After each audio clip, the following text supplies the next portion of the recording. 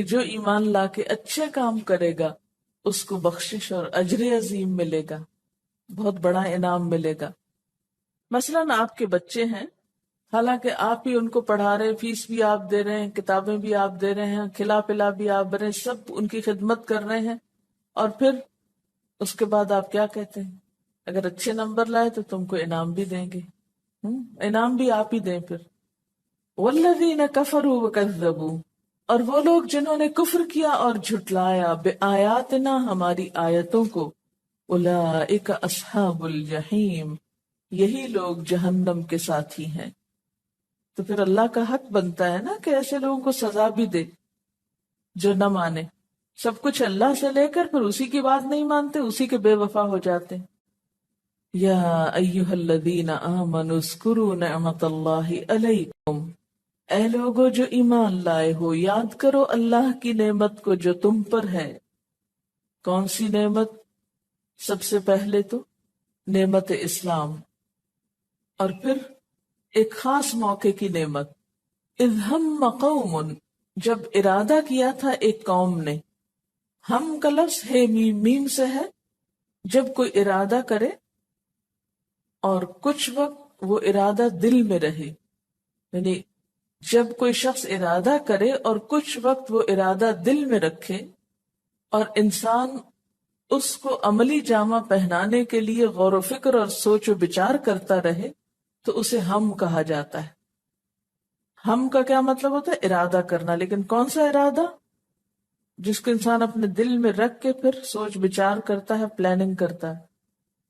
Planning کے معنوں میں بھی آپ لے سکتے ہیں۔ جب پلان کیا تھا ایک قوم نے کس بات کا، ان یبسطوا الیکم ایدیہم، کہ وہ پھیلائیں تمہاری طرف اپنے ہاتھوں کو۔ یبسطو کا لفظ بے سین تو اسے ہے، بسطہ کا معنی ہوتا ہے کھولنا، پھیلانا، وسیع کرنا۔ فکف ایدیہم عنکم، تو اس نے روک دیا تھا ان کے ہاتھوں کو تم سے، یعنی ایک قوم کا ارادہ یہ تھا کہ یکا یک تم پہ حملہ کر کے تمہیں ختم کر ڈالے، لیکن اللہ نے ان کے ارادے کو پورا نہ ہونے دیا اور ان کے ہاتھ تم سے روک لیے، کیونکہ اصل قوت تو اللہ کے پاس ہے۔ فکفا، کاف فے فے، کسی حملے کو روکنا یا مدافعت کرنا۔ واتقوا اللہ، اور ڈرو اللہ سے۔ وعلی اللہ فلیتوکل المؤمنون، اور اللہ پر پس چاہیے کہ مومن توکل کریں۔ اس آیت کی شان نزول میں کچھ واقعات بتائے جاتے ہیں، کیونکہ میں نے کہا نا کہ ایک تو نعمت اسلام ہے اور کچھ اور واقعات ہیں جو خاص موقع کے ہیں نعمت کے طور پر، جن کی طرف اس آیت میں اشارہ ہے۔ حضرت انس فرماتے ہیں کہ اہل مکہ کے 80 آدمی مسلح ہو کر تنعیم پہاڑ کی جانب سے آپ صلی اللہ علیہ وسلم پر حملہ آور ہوئے۔ وہ یہ چاہتے تھے کہ آپ اور آپ کے اصحاب جب غافل ہوں تو حملہ کر دیں، لیکن اللہ کا کرنا ایسا ہوا کہ آپ نے انہی کو پکڑ لیا اور پھر ان کو چھوڑ بھی دیا۔ اس پر یہ آیت نازل ہوئی کہ یہ دراصل اللہ کا کرم اور فضل تھا۔ اسی طرح ایک اور واقعہ بتایا جاتا ہے، حضرت عبداللہ بن عباس نے روایت کیا کہ یہودیوں میں سے ایک گروہ نے نبی صلی اللہ علیہ وسلم اور آپ کے خاص صحابہ کو کھانے کی دعوت پہ بلایا اور خفیہ طور پہ سازش کی۔ وہ ہم آ گیا نا پھر پلاننگ، اور خفیہ پلاننگ یہ کی کہ اچانک ان پہ ٹوٹ پڑیں گے، جب وہ کھانا کھانے مصروف ہوں گے تو اچانک حملہ کر دیں گے اور اس طرح اسلام کو ختم کر کے رکھ دیں گے۔ لیکن عین وقت پر اللہ تعالیٰ کے فضل سے نبی صلی اللہ علیہ وسلم کو اس سازش کا پتہ چل گیا اور آپ دعوت پہ تشریف نہ لے گئے، وہ دعوت ہی کینسل ہو گئی۔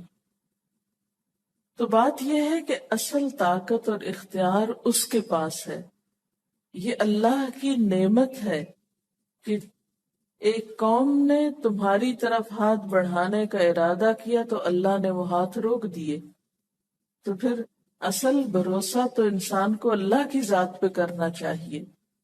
ایک اور موقع پر ایک اعرابی کا واقعہ جو بچپن سے آپ کہانیوں میں کتابوں میں پڑھتے رہے ہوں گے، کہ ایک سفر سے واپسی پر آپ صلی اللہ علیہ وسلم ایک درخت کے سائے میں آرام فرما تھے، تلوار درخت سے لٹکی ہوئی تھی، اس اعرابی نے تلوار پکڑ کر آپ پہ سونت لی اور کہنے لگا کہ اے محمد صلی اللہ علیہ وسلم، آپ کو مجھ سے کون بچائے گا؟ آپ نے بلا تعمل فرمایا میرا اللہ۔ یہ کہنا تھا کہ تلوار اس کے ہاتھ سے گر گئی۔ اور پھر آپ نے وہ تلوار اٹھائی اور پوچھا اب تم بتاؤ تمہیں میرے ہاتھ سے کون بچائے گا؟ تو بات یہ ہے کہ جب اللہ بچانا چاہے تو کوئی شخص کچھ نہیں بگاڑ سکتا، اور اگر موت کا وقت لکھا ہے تو پوری دنیا مل کے نہیں بچا سکتی۔ مومن کے عقیدے میں یہ بات ہونی چاہیے، ورنہ تو انسان دنیا میں کچھ کرنے کے قابل نہ رہے۔ اسی لیے آپ دیکھیں نا، آیت کے اختتام پہ کیا فرمایا؟ وَعَلَى اللَّهِ فَلْيَتَوَكَّلِ الْمُؤْمِنُونَ، مومنوں کو اللہ پر بھروسہ کرنا چاہیے۔